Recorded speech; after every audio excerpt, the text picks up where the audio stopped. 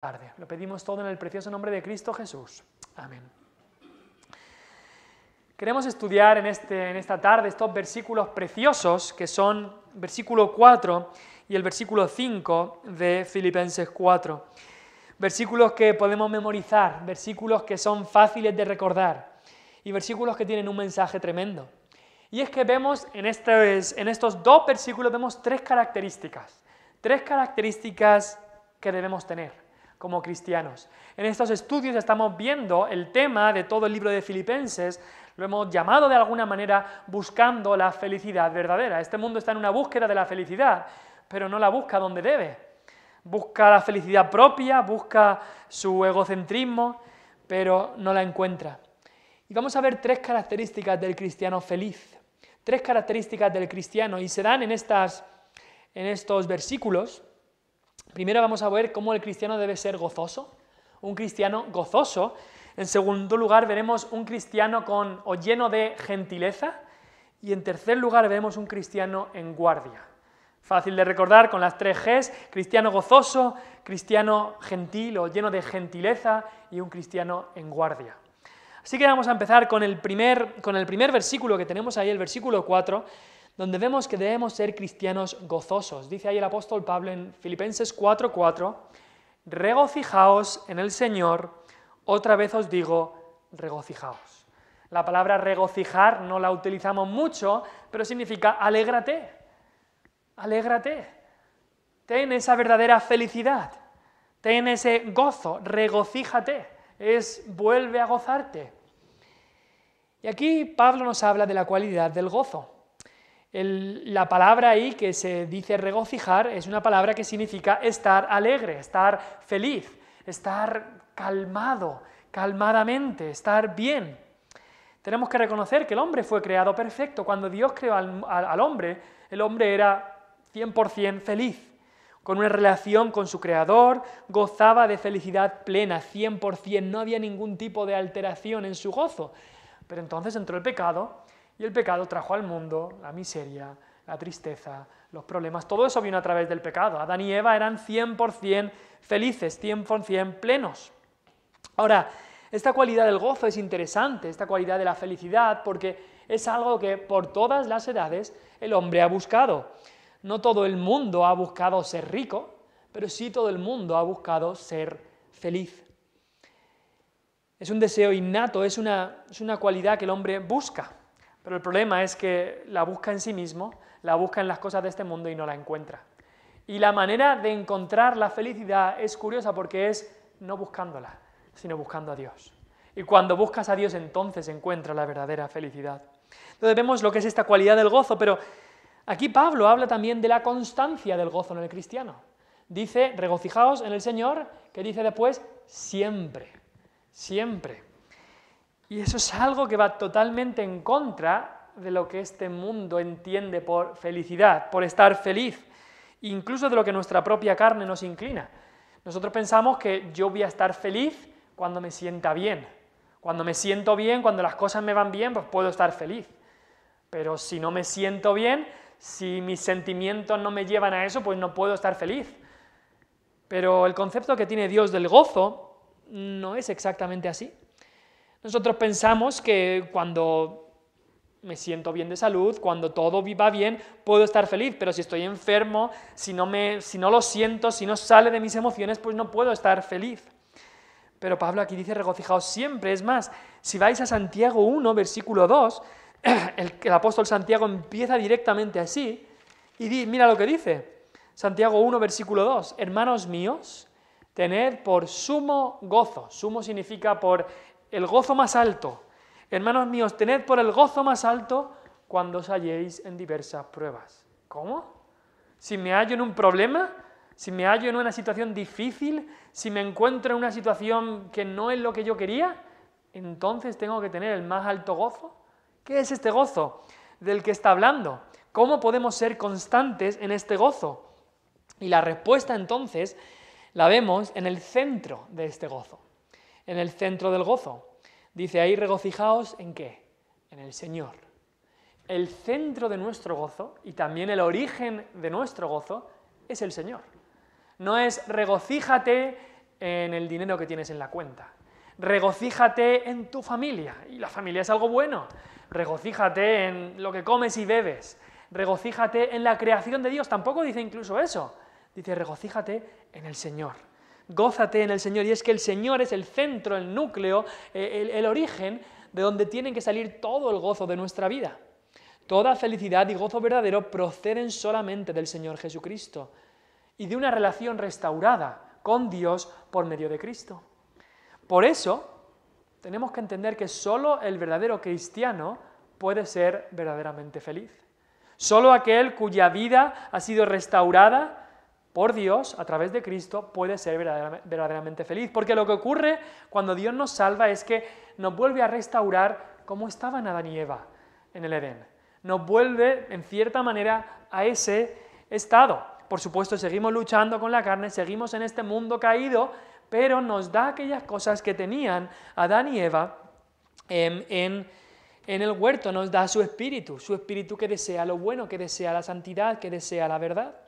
Entonces el centro de nuestro gozo es Cristo, por eso dice ahí, regocijaos en el Señor. Nuestro gozo debe estar en el Señor. Vamos a Juan 15, Juan capítulo 15. Si pensáis un poco del libro de Juan, siempre que leas algo del libro de Juan del capítulo 13 al capítulo 17, 13, 14, 15, 16 y 17, 5 capítulos del Evangelio de Juan, esos capítulos fueron dichos en la última cena de Cristo. Así que si estamos en Juan 15, tenemos que tener el contexto y pensar, vale, esto Cristo lo dijo justo antes de morir. Así que lo que se dice justo antes de morir quizá tiene incluso más importancia. Esas son las últimas palabras de Cristo justo en esa noche antes de morir. Juan 15, versículo 11. Le dice Cristo a sus discípulos, estas cosas os he hablado para que mi gozo esté en vosotros y vuestro gozo sea cumplido. Estas cosas os he hablado para que mi gozo esté en vosotros y vuestro gozo sea cumplido. Así que nuestro gozo es en el Señor cuando es su gozo que está en nosotros. ¿Cómo podemos regocijarnos en el Señor cuando el gozo del Señor está en nosotros? ¿A qué se refiere que el gozo del Señor esté en nosotros? Pues si su gozo está en nosotros, significa que nos vamos a alegrar de las cosas que Cristo se alegraba. Que nos van a gustar las cosas que a Cristo le gustaban. Que nos vamos a gloriar en las cosas que Cristo se gloriaba. Eso significa que su gozo está en nosotros. Que tengamos, como decía Filipenses, la misma mente de Cristo, el mismo gozo de Cristo. Eso es tener nuestro gozo en el Señor. Que nos gocemos de lo que Cristo se gozaba. También nuestro gozo es en el Señor, y eso, ¿sabes qué? No depende de las circunstancias. No depende de cómo me levante ese día. Nuestro gozo está en el Señor. No pasa nada con lo que pasa en las circunstancias porque mi gozo está anclado en el Señor Jesucristo, que no cambia, que es el mismo hoy, ayer y por los siglos. Porque aunque se quede en mi casa, Cristo me va a preparar un hogar glorioso en el cielo. Aunque me den malas noticias en el médico, Cristo es mi alegría, mi salvación, mi sanación. Aunque nadie me quiera en este mundo, sé que Dios me ama en Cristo. Aunque nadie haga nada por mí, Cristo murió por mí. Eso es que nuestro gozo está en el Señor. Porque todo puede ir mal en este mundo, o aparentemente mal, pero Cristo no cambia. Y Cristo murió por nosotros. Su persona, su amor por nosotros no cambia. Entonces podemos gozarnos en algo que no cambia, que es Cristo. Y es solo cuando el gozo del Señor y el gozo en el Señor está en nosotros, que como dice Cristo en el capítulo 15 de Juan, versículo 11, entonces vuestro gozo será cumplido.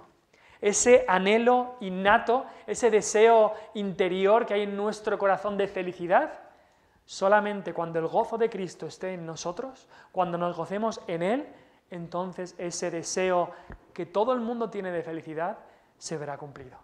Por eso decíamos que solo el cristiano verdadero puede ser verdaderamente feliz. Así que hemos visto esta cualidad del gozo, la constancia que debemos tener en el gozo, siempre debemos gozarnos. El centro del gozo es el Señor Jesucristo.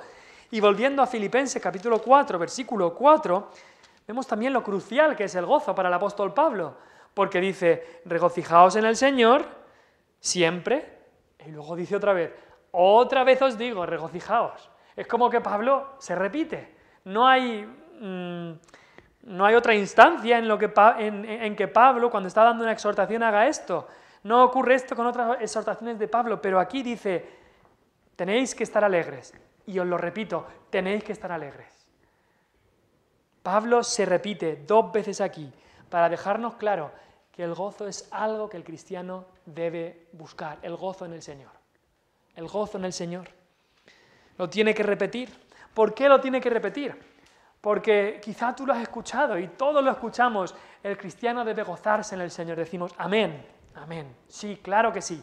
En teoría lo sabemos, de que el Señor es nuestro gozo, de que el Espíritu Santo, uno de los frutos del Espíritu es amor, gozo. Es uno de los frutos del Espíritu. En teoría lo sabemos. Y le pasaría lo mismo a los filipenses. En teoría sabían que el cristiano debe gozarse en el Señor. El cristiano debe estar gozoso siempre. Pero en práctica ya es otra cosa. Y por eso Pablo lo tiene que repetir. A los filipenses, otra vez os digo, regocijaos. ¿Por qué tiene que repetírselo? Porque lo mismo nos ocurre a nosotros, que a la mínima que ocurre algo, a la mínima que en ese día las cosas no van como queremos, a la mínima que me levanto enfermo, me levanto con un resfriado, que me duele las muelas, que me duele la espalda, que me duele lo que sea, ya me siento frustrado, me siento miserable, me siento mal y no hay ningún gozo. ¿Y cuántas veces nos pasa eso?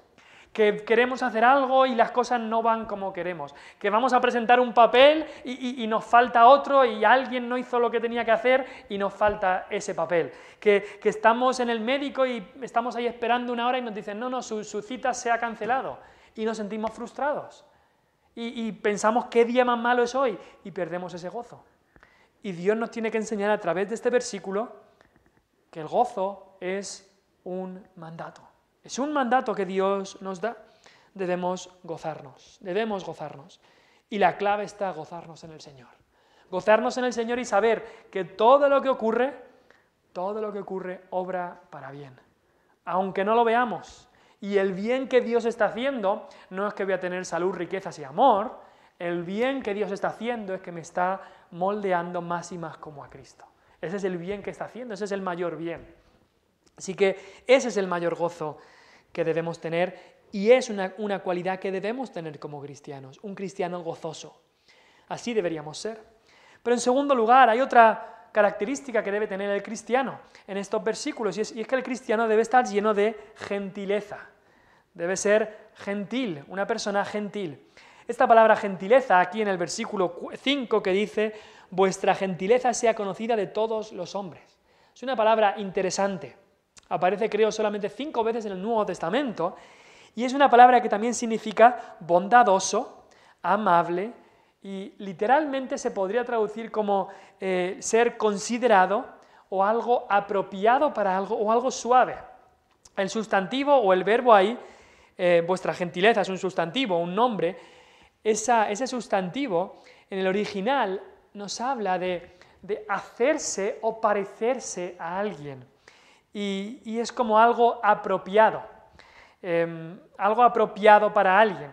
Nosotros ahora, como sabéis, tenemos al bebé Ruth en nuestra casa y cuando alguien va a coger a un niño pequeño, a un bebé, tú no pones los brazos así, que te pongan al bebé. No, tú intentas apropiarte a cómo es el bebé, a la curvatura, intentar ser lo más apropiado al bebé, lo más suave, lo más considerado para la naturaleza del bebé. Y eso es a lo que habla esta palabra gentileza. Es no estar pensando en mí mismo y decir, no, yo soy así, yo no me voy a adaptar a nada. Es pensar en los demás para tratar de adaptarse, ser considerado, ser bondadoso. Eso es lo que es esta gentileza que habla aquí. Ser suave, con ternura, adaptándonos. Hay una palabra que significa, que en el español es empatía. Empatía es pensar en qué es lo mejor para el otro, ponerse en el lugar del otro. Como hablaba de ese padre que coge al bebé e intenta adecuarse lo más posible al bebé para que el bebé esté bien, así nosotros con nuestros prójimos, con nuestra gente que está alrededor nuestra, intentando hacer lo que es lo mejor para nuestro prójimo. Amarás a tu prójimo como a ti mismo. Ahora alguien podría decir, Estas frases que están aquí en estos versículos parecen muy desconectadas unas de otras, ¿no? Dice, regocijaos. Y ahora dice, vuestra gentileza sea conocida de todos los hombres, como que no tuvieran que ver. Pero no están tan desconectadas. ¿Qué tiene esto que ver con el gozo? Esto de ser bondadoso, gentil. Pues que el mundo quiere encontrar la felicidad buscándola, buscando la felicidad propia. Yo busco lo mío porque yo quiero ser feliz, no me importan los demás, yo mismo tengo que ser feliz. Lo que más importa es mi propia felicidad. Y no se da cuenta que así nunca la va a lograr. Que una persona que solo se centra en sí mismo no va a ser feliz. No se da cuenta que la verdadera felicidad, Dios nos dice, está en amarle a Él y amar a nuestro prójimo. Y cuando nos entregamos a amar a Dios y amar a nuestro prójimo, cuando somos gentiles, con esa gentileza de la que habla aquí, bondad, empatía, ser considerado, suave, ternura, cuando vivimos así, entonces sí que vamos a poder encontrar esa verdadera felicidad. Dice Gálatas 6, versículo 10, así que, hablando a creyentes, según tengamos oportunidad, hagamos bien a todos, y mayormente a los de la familia de la fe. El cristiano debe estar pensando en hacer bien a todos, mayormente a sus hermanos creyentes, mayormente a los de la familia de la fe, pero no se queda solo aquí. El cristiano debe querer hacer bien a todos los que nos rodean. Y los cristianos deberíamos ser conocidos por nuestra bondad. Dice ahí, vuestra gentileza sea conocida de todos los hombres. No dice vuestra gentileza sea conocida en la iglesia, que también. Dice de todos los hombres, los de dentro y los de fuera. El cristiano debería ser conocido por ser bondadoso. Ahora, hay que llevar cuidado de no buscar, yo quiero que todo el mundo, todo mi pueblo me considere como, y piense bien de mí, me considere como una buena persona y que hable bien de mí. En Lucas 6:26 dijo Cristo, «Ay de vosotros cuando todos los hombres hablen bien de vosotros, porque así hacían sus padres con los falsos profetas». Y no debemos buscar que la gente diga, ¡ay, qué buena persona era! Pero qué vergüenza que la gente diga de un cristiano, ¡qué mala persona era! Mira que era mala persona, aprovechado, pidiendo favores y nunca haciéndolos. Eso es un mal testimonio para un cristiano. El cristiano bondadoso va a tener un buen testimonio en la comunidad. La gente en general lo va a tener que reconocer. Aunque quizá no le guste sus creencias, aunque quizá no le guste, pero va a tener que reconocer, esta persona era una persona bondadosa. Era gentil, su gentileza va a ser conocida, debería ser conocida por todos dentro y fuera de la iglesia. Es curioso que cuando la Biblia habla de las características y los requisitos de los ancianos de la iglesia, dice que tengan buen testimonio con los de afuera. No solamente con los de la iglesia, pero también con los de afuera. Deben tener un buen testimonio. Y es que en la historia ha ocurrido que los cristianos verdaderos, siempre han sido los primeros en bondad, en gentileza, en sacrificarse a sí mismos en beneficio de los demás. En los primeros siglos hubo unas grandes pestes en el Imperio Romano y la historia cuenta que eran los cristianos, que aún no estaban en mayoría, pero eran estos cristianos los que entregaban sus vidas para ayudar a los demás. Los que entregaban sus vidas para, incluso aunque ellos cogieran la enfermedad, para ayudar a los demás. Los paganos eran los que dejaban a los niños y a los ancianos enfermos que se murieran, los dejaban para morirse, pero eran los cristianos los que iban a ayudarles, los que iban a sacrificarse, sacrificar sus propias vidas, sacrificar su tiempo para ayudar a otros. Y así debería ser. Simplemente seguían la enseñanza de Cristo, por ejemplo, en el Sermón del Monte. Vamos a Mateo 5. Mateo 5.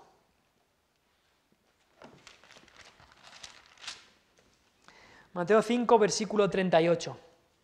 Vamos a leer varios versículos ahí hasta el 45. Dice ahí arriba, el título quizá lo tienes ahí en tu Biblia, el amor hacia los enemigos. Mateo 5, 38. En el Sermón del Monte dijo Cristo, versículo 38, oísteis que fue dicho, ojo por ojo y diente por diente. Pero yo os digo, No resistáis al que es malo.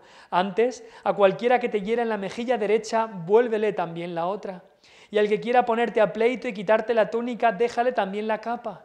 Y a cualquiera que te obligue a llevar carga por 1 milla, ve con él 2. Al que te pida, dale. Y al que quiera tomar de ti prestado, no se lo rehuses. Oísteis que fue dicho, amarás a tu prójimo y aborrecerás a tu enemigo. Pero yo os digo, amad a vuestros enemigos, bendecid a los que os maldicen, haced bien a los que os aborrecen y orad por los que os ultrajan y os persiguen, para que seáis hijos de vuestro Padre que está en los cielos, que hace salir su sol sobre malos y buenos y que hace llover sobre justos e injustos. Y también pudiéramos añadir, no vamos a añadir nada a la palabra de Dios, pero también para que seamos hermanos pequeños de aquel Señor Jesucristo que murió por pecadores, que murió por pecadores. Si Él hizo eso, ¿cómo no vamos a hacer nosotros estas cosas que aparecen aquí? Y quizá alguno lee esto, y yo lo he oído entre cristianos, y que han dicho, es que hay que llevar mucho cuidado con eso, porque la gente se va a aprovechar de nosotros. Es que si hacemos eso literalmente, se van a aprovechar, y es que los cristianos no debemos ser tontos. Bueno, claro, por supuesto, debemos ser sabios, debemos utilizar nuestros recursos bien, debemos ser buenos mayordomos de lo que Dios nos da, pero cuidado con desobedecer la palabra de Dios, porque tú no quieres que nadie se aproveche de ti. Cuidado. Yo prefiero que piensen que soy tonto porque doy la otra mejilla, porque presto aunque no me lo devuelvan. Yo prefiero que piensen que soy tonto porque ayudo a mi prójimo, incluso yendo la 2ª milla, como aquí dice el Señor Jesús, porque amo a mis enemigos, porque bendigo a los que me maldicen, porque hago bien a los que me aborrecen, porque oro incluso por aquellos que me persiguen y se meten conmigo. Así deberíamos desearlo. Prefiero que digan de mí, es que esta persona de bueno es tonto. Prefiero que digan eso de mí a que digan de mí, es que de malo es un rato, ¿eh? Prefiero mucho que digan lo primero a lo segundo. Prefiero que piensen que se aprovechan de mí a que sea yo el que me aproveche de los demás. Prefiero que me llamen tonto porque sigo a Cristo, de quien también se rieron, a quien en la cruz prácticamente le dijeron, mira el tonto, salvó a otros, a él no se puede salvar. Prefiero que digan tonto de mí, a que viva una vida centrada en mí mismo. Y tengamos en cuenta, hemos recibido tanto cuando no merecíamos nada, ¿cómo no vamos a dar todo lo que tenemos? Aunque alguno se aproveche, ¿cómo no vamos a dar lo que tenemos? Un cristiano lleno de gentileza habla más de sus deberes que de sus derechos. Un cristiano lleno de gentileza sabe que es mejor dar que recibir. Un cristiano lleno de gentileza está buscando siempre la manera de ayudar a su prójimo, no solamente la manera de que le ayuden a él.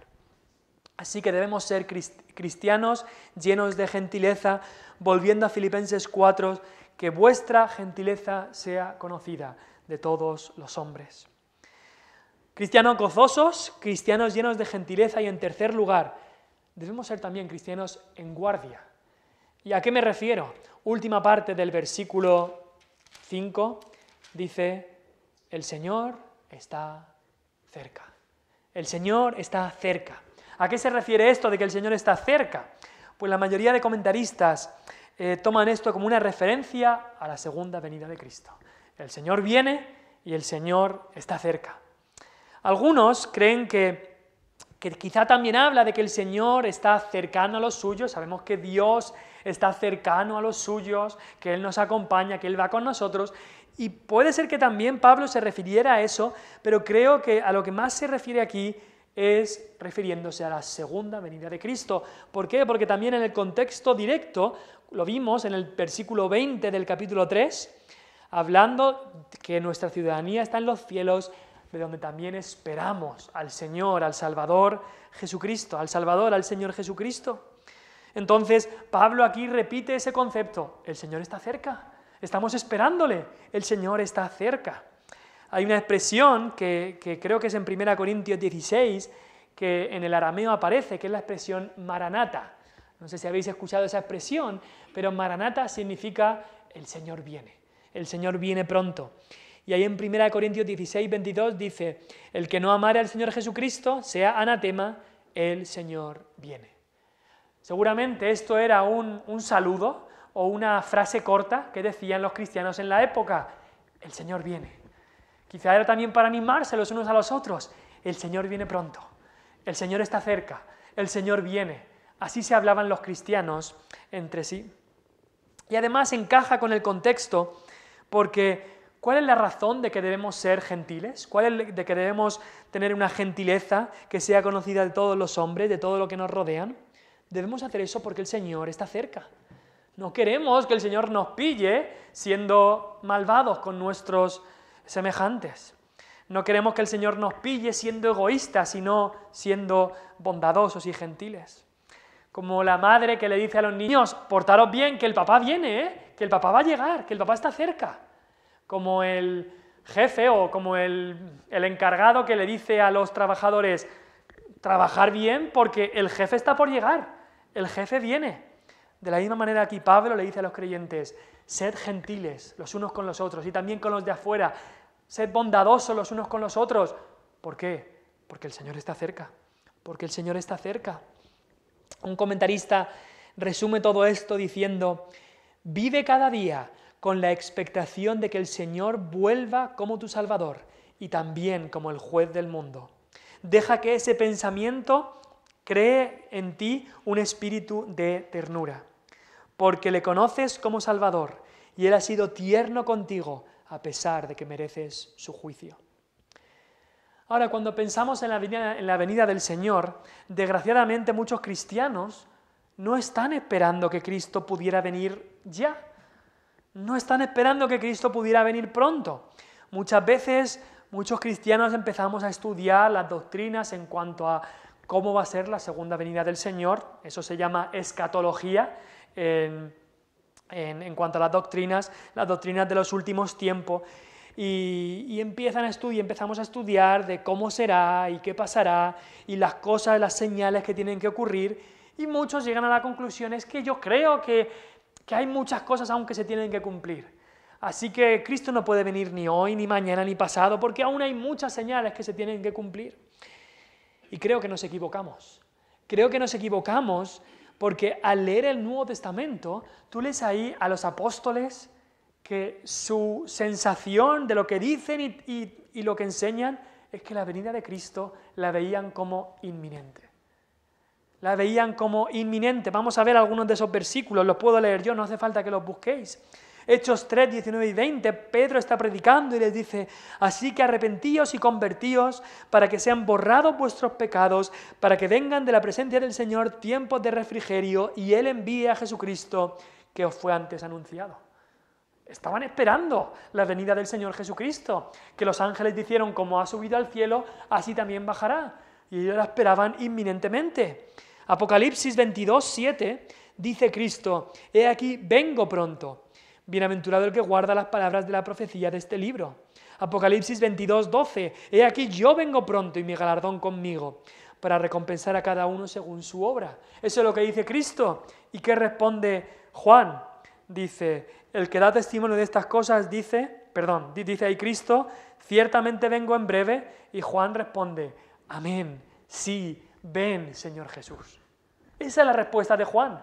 No diciéndole al Señor Jesús: bueno, aún quedan muchas cosas, ¿no? Aún quedan muchas señales que se tienen que cumplir. No, le dice: ven, Señor Jesús. Es verdad que en tiempos de Pedro, Pedro tuvo que decirle a los cristianos: el Señor no retarda su promesa, según algunos la tienen por tardanza, sino que es paciente con nosotros, no queriendo que ninguno perezca, sino que todos procedan al arrepentimiento. ¿Por qué es que Jesús no ha venido ya? Porque está queriendo que más personas vengan al arrepentimiento. Pero el Señor está cerca. El Señor está cerca. No sabemos ni la hora ni el día, ni el mes ni el año. Algunos dicen: la hora y el día no, pero el mes y el año a lo mejor sí. No vamos a saber ni la hora ni el día, ni el mes ni el año. Y mucho cuidado también con algunos, incluso en el mundo evangélico los hay, que empiezan a divagar, a hacer sus esquemas con números, multiplicaciones y divisiones y demás, para sacar el día o el año o la semana que el Señor Jesús va a volver. No. Esos no son más que charlatanes en muchos casos. Y es más, mucho cuidado, porque tanto los testigos de Jehová, la secta de los testigos de Jehová, como la secta de los adventistas, comenzaron con gente poniendo fecha a la venida del Señor Jesús. Así que mucho cuidado cuando alguien empieza a poner fechas, porque algunas sectas empezaron así. Y sabemos que no vamos a saber cuándo Él viene, pero sabemos que está cerca. Sabemos que Él viene pronto y sinceramente, mira al mundo cómo está. Mira un rato las noticias, aunque quizá te deprima o quizá te tengas que apartar la vista, pero este mundo nos muestra que el Señor está cerca. No sé si has leído Mateo 24. En Mateo 24 nos habla de señales que vendrán antes del fin. Y moralmente este mundo está acelerando en el tren del pecado, el tren que va directo al infierno. Mateo 24 dice cuando se multiplique la maldad. Y estamos viendo que la maldad se está multiplicando, ya es que le queda poco a este mundo que pueda hacer más en la escalera descendente de la maldad. Es que prácticamente le queda poco, solo tienes que escuchar, incluso escuchar algunos de los estribillos de las canciones que nos ponen por aquí, para ver la maldad que ya es algo normal en este mundo. La soberbia, la desobediencia, la codicia, la rebeldía, la borrachera, la drogadicción, la violencia, el aborto, el homosexualismo, el travestismo, la corrupción, la mentira, los robos, los divorcios, la fornicación, el adulterio, la blasfemia, la idolatría, etc. Y muchas de estas cosas se ven como normales, otras ya están legalizadas y otras se promueven incluso en nuestra sociedad. Moralmente, así está el mundo. Por eso podemos decir, el Señor está cerca. El Señor está cerca. Globalmente, hemos tenido hace 3 años una pandemia que duró casi 2 años. En un par de semanas el mundo entero se encerró, todo cambió, hubo muchas muertes por una u otras razones, pero definitivamente fue algo que nunca había pasado a esa escala. Y Mateo 24 nos dice que vendrán pestes. El Señor está cerca. Militarmente, estamos viviendo años peligrosos. El mundo se está armando. Oímos, Mateo 24 dice, oiréis de guerras y rumores de guerras. Se levantará nación contra nación y reino contra reino. La guerra de Rusia y Ucrania llevamos ya 1 año y medio, una guerra bastante grande y no tiene pinta de que vaya a acabar. Y el sábado pasado empezó una guerra en el lugar más complicado, quizá o más conflictivo del mundo, allí en Medio Oriente. El Señor está cerca. Todo esto nos recuerda que el Señor está cerca. Incluso ambientalmente, en la naturaleza, lo vemos. Mateo 24 habla de terremotos y luego vemos tsunamis, volcanes, inundaciones, sequías. También Mateo 24 habla de hambres. Y no sé, yo no puedo decir que esté ocurriendo ahora más de lo que ocurrió en el pasado, no lo sé, pero definitivamente mucho de eso está ocurriendo. Y de lo que sí que estoy seguro es que nuestro Dios está permitiendo todo eso. Incluso todos estos terremotos, el mundo es de mi Dios. Dios lo está controlando todo. El Señor está cerca. Así que, ¿cómo vamos a reaccionar a eso? Cristiano que estás aquí, que quizás estás escuchando, el Señor está cerca. Y eso es una alegría que nos llena de gozo, pero también es un aviso. Alegría y aviso. Regocíjate en Cristo, cristiano. Que Él sea tu gozo. También que tu gentileza, que la bondad de un cristiano sea conocida de todos los hombres. El Señor está cerca, así que no te pille frío, que no te pille que tengas que bajar la cabeza avergonzado, que no te pille apartado, que te pille entregado a cuerpo y alma en su obra. El Señor está cerca. Incrédulo que estás escuchando, el Señor está cerca. Y viene como ladrón en la noche. Y si no has confiado en Cristo, Él te va a pillar desprevenido, totalmente desprevenido, no preparado, porque tu pecado te condena y si no tienes a Cristo a tu lado, eso será tu fin, eso será fatal. Porque el destino de aquellos que no tienen a Cristo como Salvador, el destino es el juicio eterno. Hoy puedes recibir a Cristo como Salvador, pero si Él viene otra vez esta noche, entonces le tendrás que recibir como ese juez que condenará tu alma. Así que hoy es día de salvación. Regocijaos en el Señor siempre. Otra vez os digo, regocijaos. Vuestra gentileza sea conocida de todos los hombres. El Señor está cerca.